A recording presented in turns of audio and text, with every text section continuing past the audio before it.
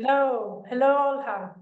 Hello, Nathalie. I'm sorry, we have a major shift in the agenda because of the air raid. So I'm sorry for a delay on our side. No worries. We understand perfectly well. And please, a very, very warm welcome to you, Olga Stefanishyna. This is actually the second time that you join us at the Institute for International Affairs. We're absolutely delighted and honored of your presence. Olga, as everyone knows, is Deputy Prime Minister of Ukraine. She's responsible for Euro-Atlantic and European integration, as well as being Minister of Justice. So again, a very warm welcome to you, Olga, with us. So let me start, Olga, with probably the one question which is on everyone's minds and is probably worrying, certainly has been worrying us, and I imagine has been worrying you as well. And that is obviously the implications for Ukraine of the election in the United States of Donald Trump. And I really wanted to start because, I think it's important to sort of get this big elephant in the room sort of out of the way, and then we can perhaps get into some more detailed discussions, both concerning NATO and European integration. But I think it's important to, in a sense, sort of tackle that one big question to begin with. And I really wanted to ask you two questions concerning this.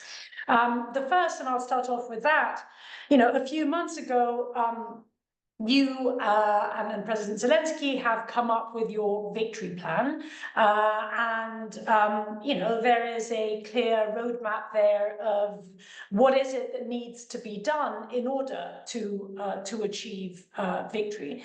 I'm wondering if you could reflect a little bit on how that plan stands now that we know who is going to be the next president of the United States.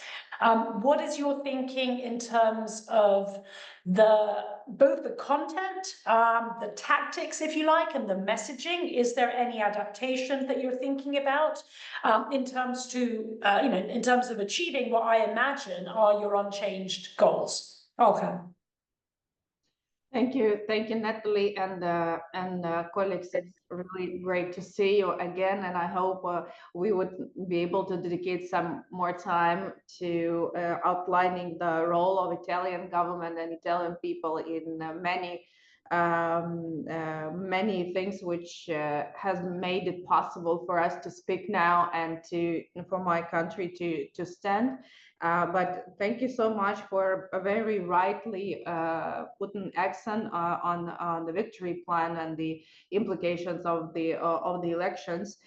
Indeed, we have managed to have some reflections already, like a week after the elections in the United States of America, and I understand my great, I'm convinced that it was a very, very right initiative from the president of Ukraine to concentrate the elements which has been called a victory plan, which Ukraine could contribute with to end the war, to build up a strong political and military strength and capabilities to make sure that we're in the best possible position to advance on the front line, but also to force Russians to negotiate on the rules-based order terms. So, and particularly, it was very important that all of these elements has been concentrated in one plan and presented to both current president of the United States and candidates by that time in September. I think it was the best possible timing because it has put everybody in equal position, and everybody has a way to see the strategy of Ukraine. It was predictable. It was really frank, and the president had a really frank and open and very sincere discussions with everybody, with President Biden, with Kamala Harris, and with Donald Trump. And I think this is a huge investment which my president could have done on behalf of its people, on behalf of its country. because he represents a country at war, and he cannot really, come to Washington and force anybody do anything, but he can come and say, here is what we can do. Here is what we need to be in the following position. It's very frank, and I think especially after the elections in the United States, and now that Donald Trump is to become a president of the United States, it is especially important because regardless many controversies in the positions announced before over the election campaign, it is very clear that he values sincerity, openness, and commitment to the result. And that's why we feel very positive from the perspective that we did the right things to prepare the best possible ground for the best possible outcome following this outcome of the elections.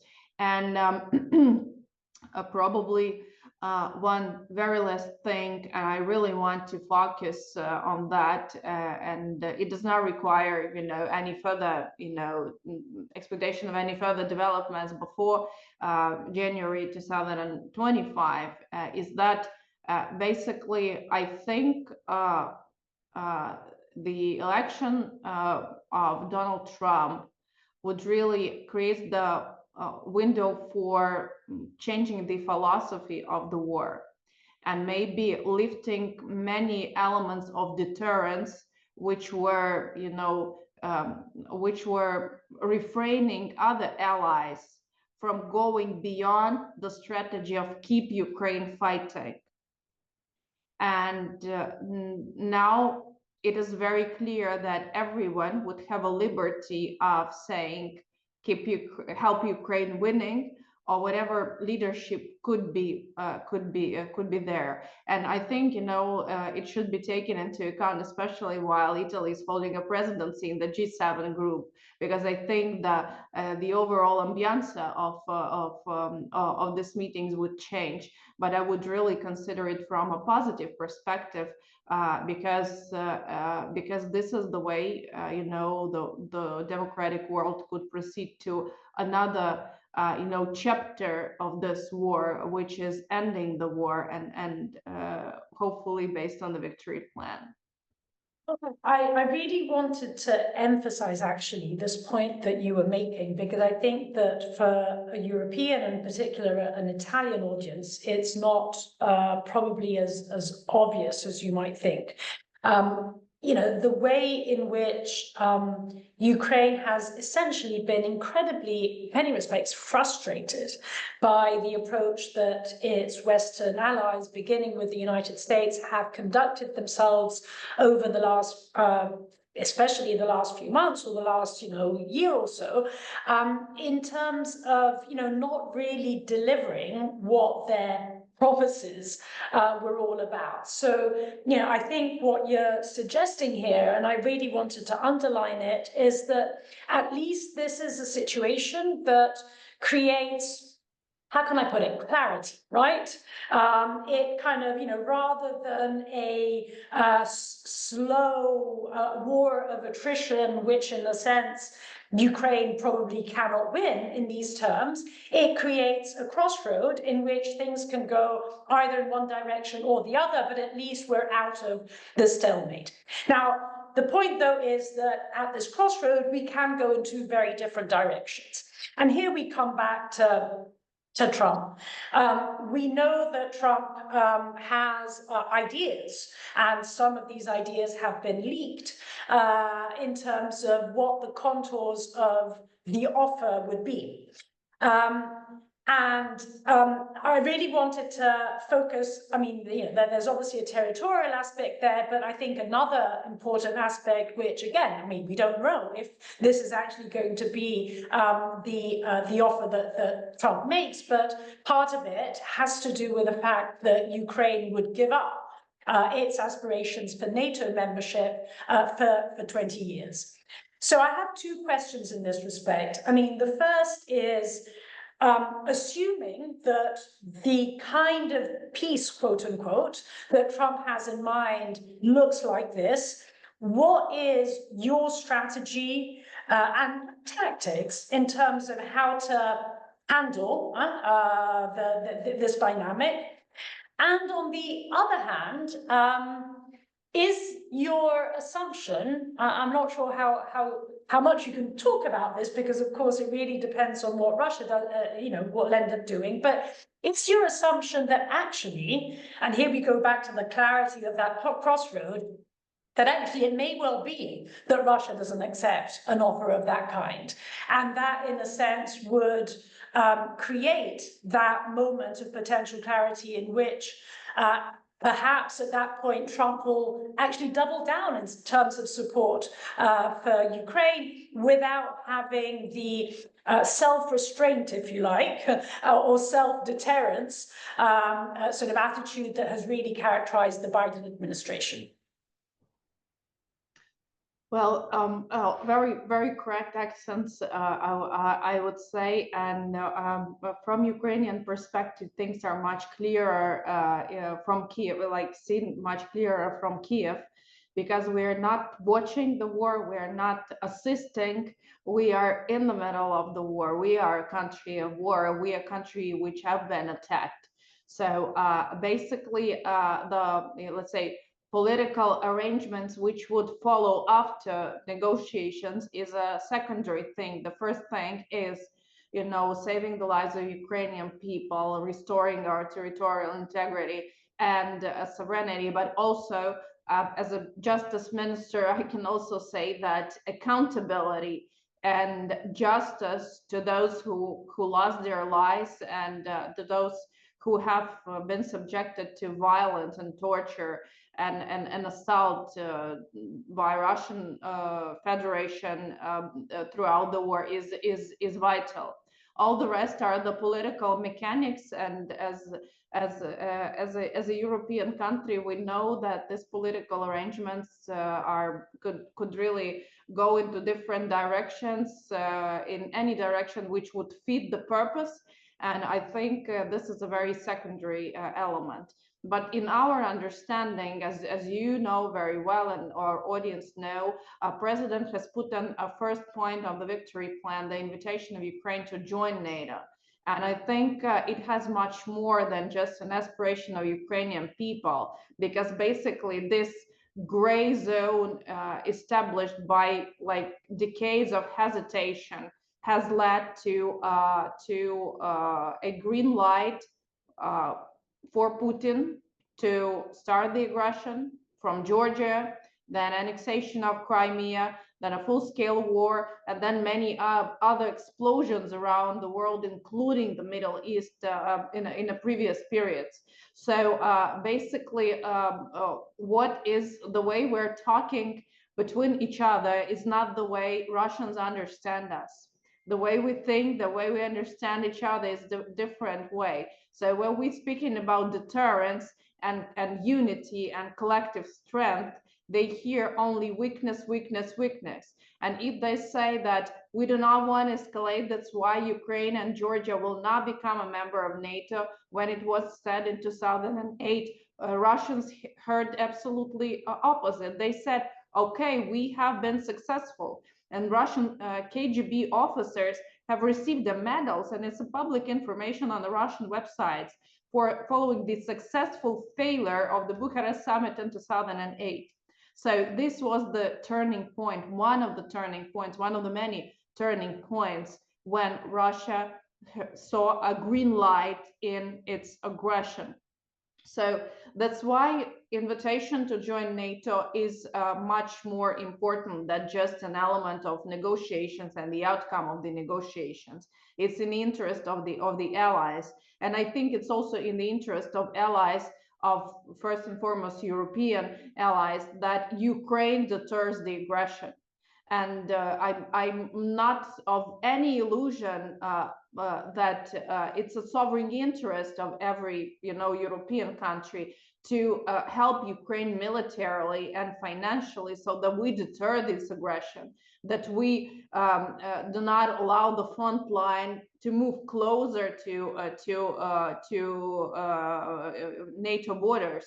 And the closer this line is, the more Russian missiles and drones you will find on the territory of the NATO allies. And then the other day there could be casualties among civilians, and then the other day you will see the same aggression on the NATO borders. So that's why this element of the victory plan is much more existential than something which is irreversible for Ukraine. It's irreversible for Ukraine, but it's secondary in the negotiations with Russia, right? But it's existential for allies itself. This is like our understanding of things. So let me continue on this point about NATO and press you a little bit more on this. I mean, of course, the broader context of this conversation, there is, in many respects, specific to Donald Trump, but in others, it's actually broader, is actually wider than Ukraine. So, you know, all this is happening, and part of the tragedy is that all this is happening in a historical context in which the United States is on course, regardless of who the president is on course from gradually or perhaps abruptly disengaging from European security. So, I mean, I guess sort of a question, the question that I would put to you is, what is the case that Ukraine can make, both to the United States and to European allies, as to why Ukraine would actually represent a value added for NATO?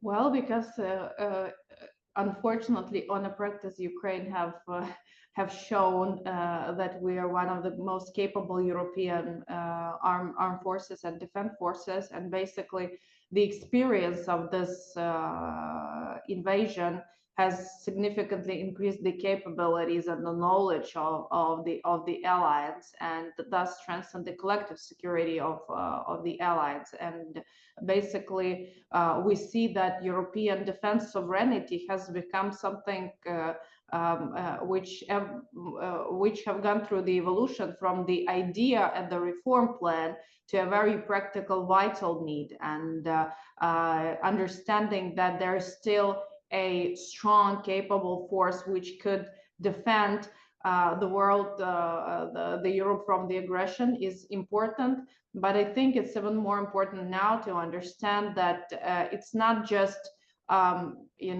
deterring from Russian aggression or Russian empire appetites. We see that the global arena becomes the global battlefield, both political, diplomatic, economic, and military in many parts of the world. So the era of instability is not going to end with the end of the war in Ukraine. And as many European colleagues have been saying, a part of winning the war, we also have to win the peace. And ending the war and restoring the justice in Ukraine is only one part of the puzzle. It's just only one part of the game. And this does not mean that China, Iran, and North Korea would automatically cancel their relations with the Russian Federation. This is already a well-established group which will evolve, and the other parts of the world are growing in their influence. And basically, the longer this war is lasting in Ukraine, the obviously becomes for autocratic or ideological allies of the aggressors that this aggression is possible. It goes without consequences, and the country initiating the aggression directly or indirectly can survive regardless of the massive financial investments needed into the military and defense tech. So I think if seen from this perspective, it becomes obvious, because ending the war in Ukraine is only the beginning of winning the peace in the world. Absolutely. So I wanted to now make gradually a transition onto more European sort of issues. And while I do, let me not forget to invite people watching us to start contributing questions in the chat.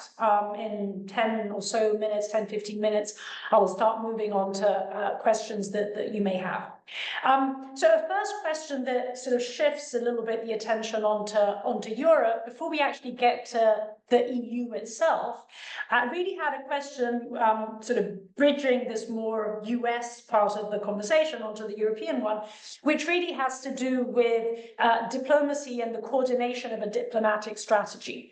So, again, we don't quite know what is going to happen in the US in terms of what kind of initiatives the Trump administration eventually will pursue, or President-elect Trump himself, even before his administration takes office. But it is clear that it is, in my view, extremely important that Europeans actually are coordinated and united.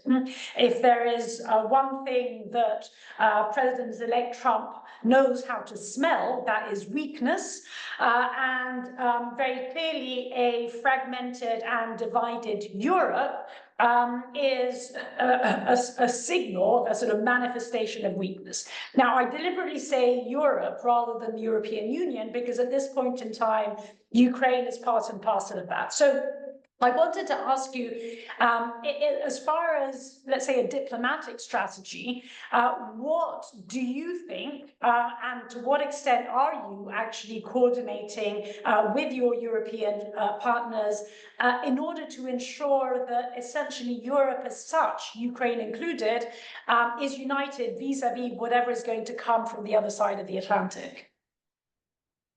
Well, thank you so much for this question. Indeed, it requires, a multi-layer approach, because there are indeed in US we are working with one administration. This was this administration. There will be a next administration. EU is a family, and we always, when I'm working in a DC. I always feel that I'm coming from Europe, from the group of the family countries, and that's why there's understanding that there might be misunderstandings, but by the end of the day, we always have to find the solution which would fit the best. And I also have the feeling that we are in a right mode on strategizing and thinking and capable of making the decisions. Of course, there's been a sort of a transition after the European elections, and new European Commission is not yet entered into its full capacity. Hopefully it will happen really soon, already in the course of this month. But there are like a couple of things which keep us together. First, it's enlargement process. I think it's important because it's not only covering Ukraine, it's like 10 countries into this process.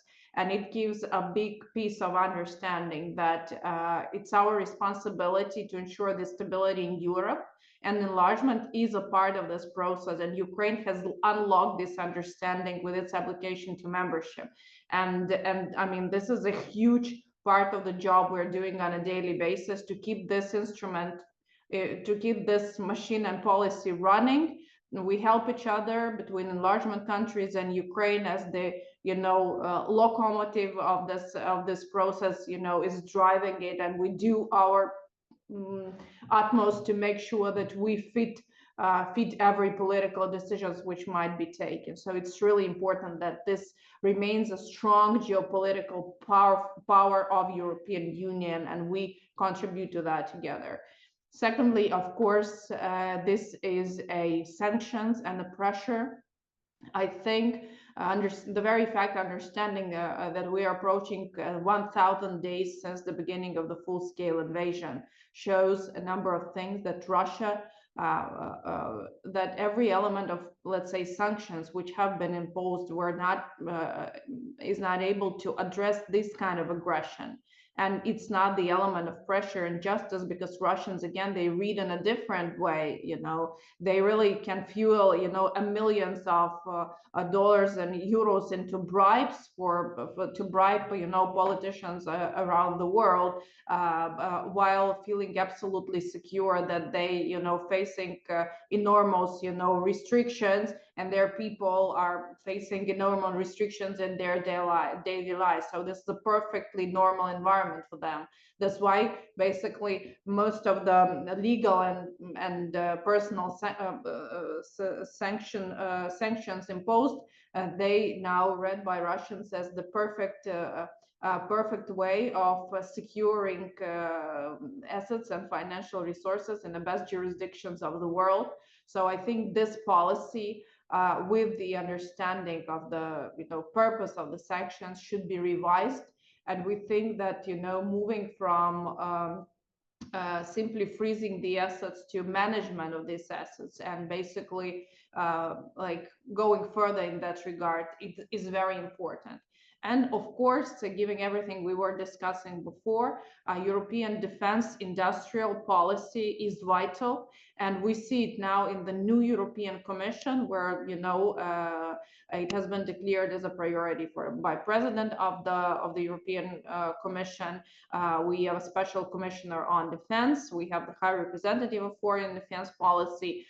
We have a special commissioner proposed on defense industrial policy. This is very important. This is very important, that why Ukraine holds the front line and why Ukraine defends Europe, European Union evolves in its defense capacity. And I think this is the vital thing. And of course, maybe the last moment is the unity among the allies on the decisions which needed to be taken. I think it should be worked on, and we should not really make or not make this or that decisions with the understanding that somebody would object that. And that's why we're not going into, for example, unblocking European Defense Fund or a European Peace Facility funds for Ukraine and for member states. We should really act in the best interest of European Union. And I think this energy should be brought back with the new European Commission and the European Council President on board. Thank you very much for that. Actually, a very small comment before I come to the question. The comment is actually related to, I think you emphasized something which is extremely important. Indeed, European defense industry is going to be one of the big priorities of the next political institutional mandate. We know that President of the Commission, von der Leyen, has put forward the idea that there will be a European air defense initiative. We know that Germany has been developing its initiative. We know that there are other ideas coming from France and Italy. I think it would be extremely important that Ukraine itself contributes to this, because, related to what you were saying, I mean, tragically, you have quite a lot of experience on this, and as well as many other issues. But I wanted to come back to the issue of EU and EU membership and the accession process, and ask you if you could give us, well, firstly, a sort of brief sort of state of the art, where are you? You have, obviously, there has been a first intergovernmental conference. There are preparations to open the first batch of chapters, I imagine. If you could give us a sense of where you are in this process, what your expectations are, and particularly given that we are, fortunately, frankly speaking, coming to the end of a very problematic EU presidency of the EU Council, but moving on to another one, meaning from Hungary to Poland, which is going to be far more promising. What are your hopes and your expectations under the Polish presidency, especially as far as your EU accession process is concerned?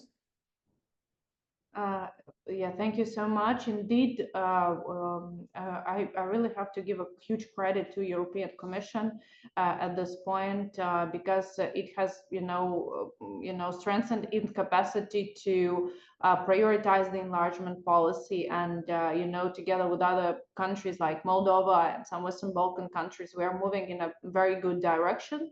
Some of the countries have opened another bunch of chapters for the accession, but Ukraine has just these days, while we are speaking, we are completing all the discussion on the fundamental cluster, and we will be absolutely ready to open the first chapters within this fundamental area already in early in the beginning of 2025.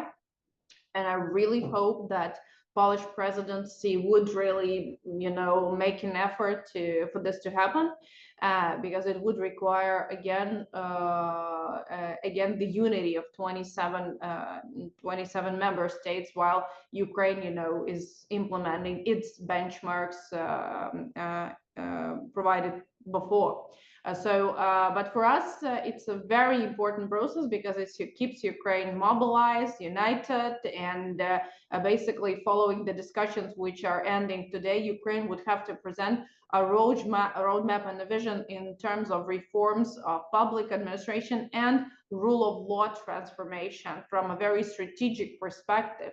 It's a huge investment, I think, in Ukraine's capacity and sustainability itself. So we're really grateful that we have this opportunity to move through this process, which keeps us, alive and functional throughout the war. But the nicest thing of it is that we can do more, and we can work in parallel on all the clusters. And I think it's very important what European Commission has recommended in the last enlargement report, that the dynamics is well advanced, so it could be accelerated with opening different clusters throughout the 2025. And I think this is our priority, especially given the dynamic engagement of the new elect US president in setting the framework for ending the war, and with the understanding that Ukraine is there, and Ukraine's position is clear, and Ukraine will always be standing for its people and for its independence. I think that also implies a really serious requirement to European Commission to adjust its planning to a political momentum which might take place in course of 2025. So very interesting, actually, the point that you're making about the possibility of opening several hubs at the same time. I mean, you initially sort of emphasized, the first and foremost cluster, which is indeed that on fundamentals, which is related to issues concerning the rule of law, democracy, rule of law in your country. And I wanted to press you a little bit on this, and in particular, ask you to reflect about the tensions, or rather the challenges that you face in driving forward, this agenda in a context in which obviously your country is inevitably under martial law. And, martial law and democracy don't necessarily go very well together. And so, I guess the question really is, what are the challenges, and especially how are you meeting the challenges of pushing forward a reform agenda on issues concerning the independence of the judiciary, the rule of law, freedom of the media, etc., in a context in which you are at war and therefore inevitably there is martial law in your country? Well, I think one of the answers to this question is my current position. Last time we were speaking to you, I was just a deputy prime minister for EU and NATO affairs, and now I'm a deputy prime minister and justice minister. So this has been the logic of making sure, and I'm a lawyer myself before, in my previous life, before the war and before this position is, and the logic that this adjustment highlights the importance of the topic and the vitality of every transformation we're doing in a country, starting from the rule of law and justice. And as a member of government of a country at war, which have managed to reform itself through this period of time, I can share this experience and say that probably is the best time to transform the country. One thing is you have to be functional as a state. Your armed forces have to be capable to empower you, to give you the ability to work. But if so, this is the best time to reform, because there is a huge demand for justice, and there is a zero tolerance and minimized, talks, and understanding that only actions matters. And this, in a war you have so much accelerated feelings, and that's why everything's really much whiter and much more black. There are like little gray zones. But I think it would still not be possible in this scale without European Union and member states saying that we believe in you, you will become a member of European Union, and we will stand with you as long as it takes. And if these words would not have been said in March 2022 and then reiterated in June 2022 by granting Ukraine the candidate status, this would totally look in a different way. Because in everything we do, and every energy and emotion we enshrine into the reform effort we are putting it, is with the understanding that it's an investment in the future of Ukraine, and the future of Ukraine is clear, and it has been confirmed by all 27 EU member states. So I think it's two things combined, and again, it would not be possible without making this happen. And I just want to remind all of us that Italy has been one of the game changers in this regard, and this is not taken for granted. This is not forgotten, and every time your prime minister will pay a visit to Kiev, it will be a signal for us that something good should be happening.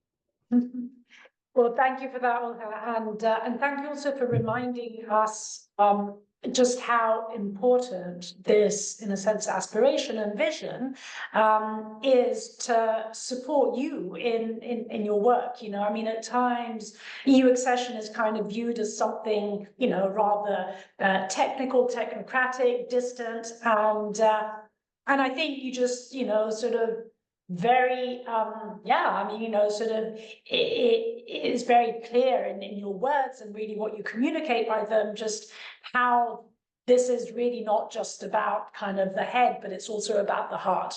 And I think that's incredibly important. I have a last question, then I'll move on to the questions in the chat, and in fact invite others to contribute more questions there.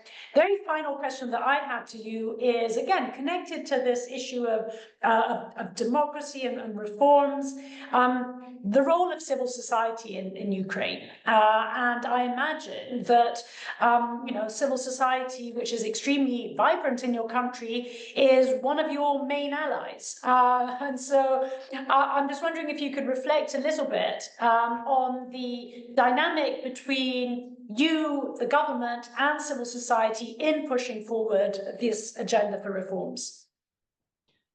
Well, you're very correct, and I'm really happy that it is seen from your capital and in Italy and across European Union and Europe. For us, it's really important because this is a huge capacity. Basically, public administration on its own would not be able to cover in such short terms the scope of obligation, the scope of communication needed to be where we are right now. And I think the voice of Ukrainian civil society, of Ukrainian people, has been the loudest in all European capitals since the beginning of war, because while we are here within the country, this has been the people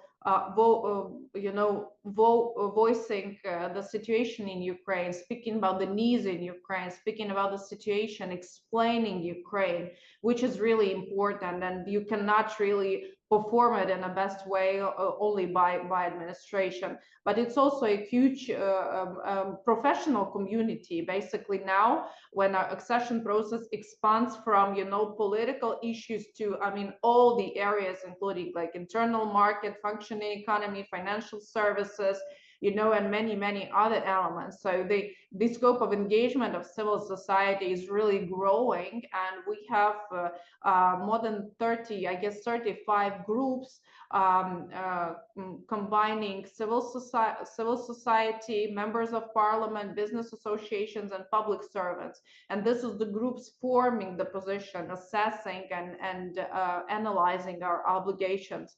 And I think for us, as for ministers, for the government, for politicians, for president, it's really important that the decisions we articulate are coming from within, and it's backed up with a really consensus-based proposals. So now it becomes really structured, but at the same time, for me, it's much easier to answer questions which are now like more and more often posed to me, especially when the situation in Georgia, and we see the developments and a very tough process in Moldova before the outcome of the elections.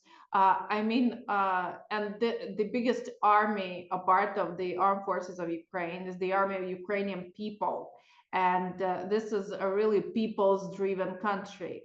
And I think this is the biggest power we have, and I think this is the biggest power nobody could really force to go in any other direction than the people really would require. And I think it's really important, and it's really important for every political leader in Ukraine, and my president understands it very well. So that's why basically this dialogue it comes as a natural in Ukraine first, and secondly, while analyzing the wartime and the functioning state, making a country a functional democracy throughout the war is a huge work also, as you can imagine.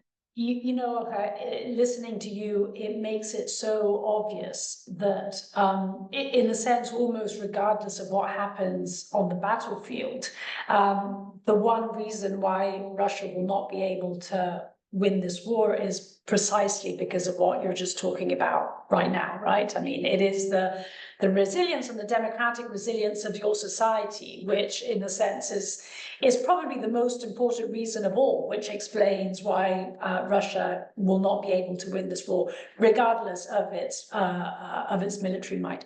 So I wanted to move on to a couple of questions that I have in the chat here, and begin with Ensa Tedesco's question. She asks whether you could provide any updates about the end of the gas transit accord with Russia. And in particular, she asks whether there have been any talks with Russia or through third parties over the possibility to renew or to extend the deal after its expiration at the end of this year.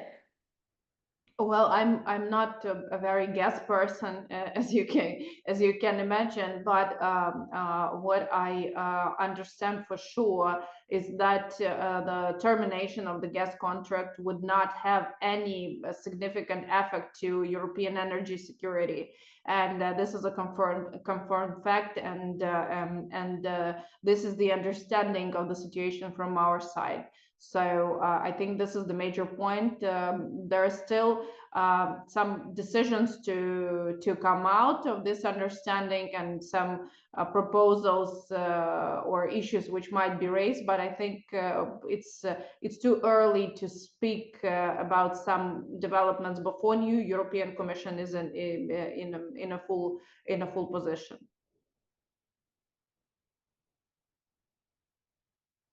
Sorry, let me move on to Stefano Filtri's question. And Stefano really asks you to perhaps focus a little bit more on Italy and what your expectations for Italy are, in particular now in the context of the re-election of Donald Trump. Because it is clear that the Italian Prime Minister, Giorgia Meloni, has so far supported really quite strongly the Biden administration's strategy, its requests in terms of Italy's both diplomatic as well as military support for Ukraine.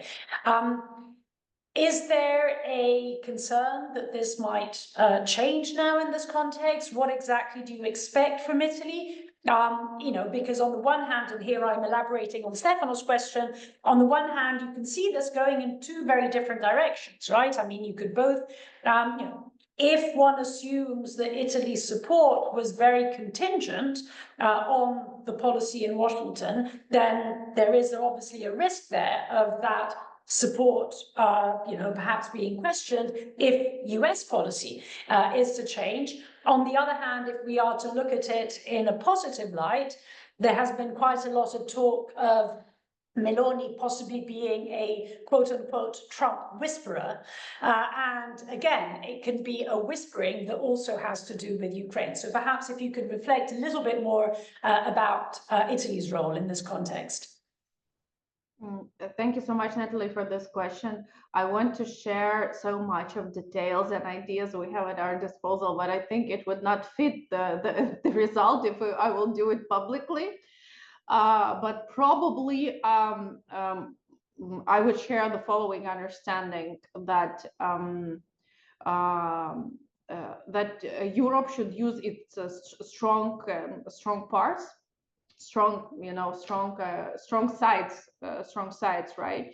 And some of the very strong steps which has been taken under Italian leadership and coordination is the decision to take use of the proceeds from the Russian frozen assets and mobilize 15 billion, which is a security package for Ukraine, regardless, which allows us and Europe feel secured regardless the outcome of the US elections, regardless the first steps taken by the new administration and the last steps taken by the current administration.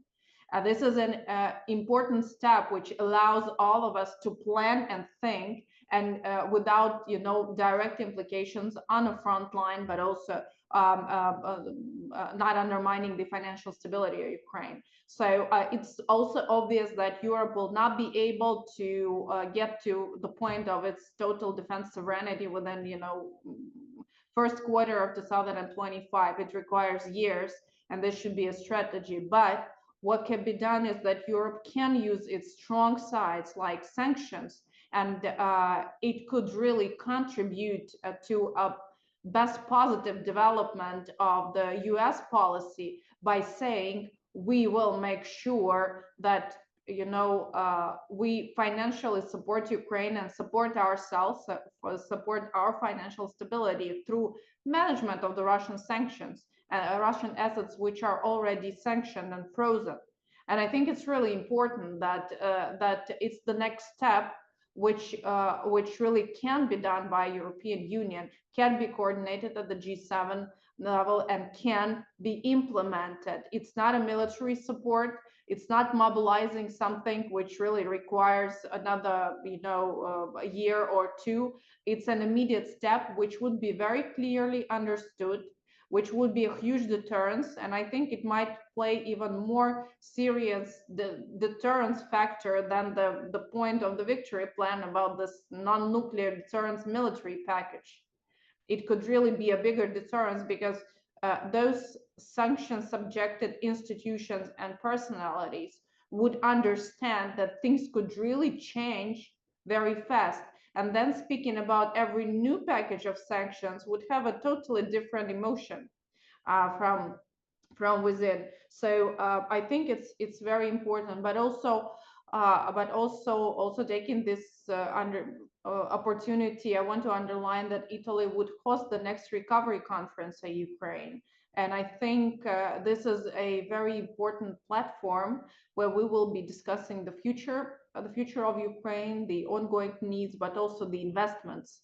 I think it's the new reality which we have to accept ourselves, that investments into a country at war are not only expected, but also needed for a country at war to survive and to be more financially capable and sovereign. So I think these three elements I would identify as the key one.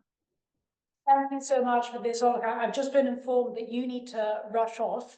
Let me actually just say that on this question of the reconstruction conference that Italy indeed will be holding next year, we at IAI will be supporting the Ministry of Foreign Affairs in the organization of the conference, and in particular, and this will give us, I'm sure, opportunities to work together, focusing on the EU track of that conference. So I'm sure we're going to have lots of other occasions to meet and to discuss. As I said, I know that you've got to rush off. There are another couple of questions, but I just take this as really a sort of signal that this will be part of an ongoing conversation.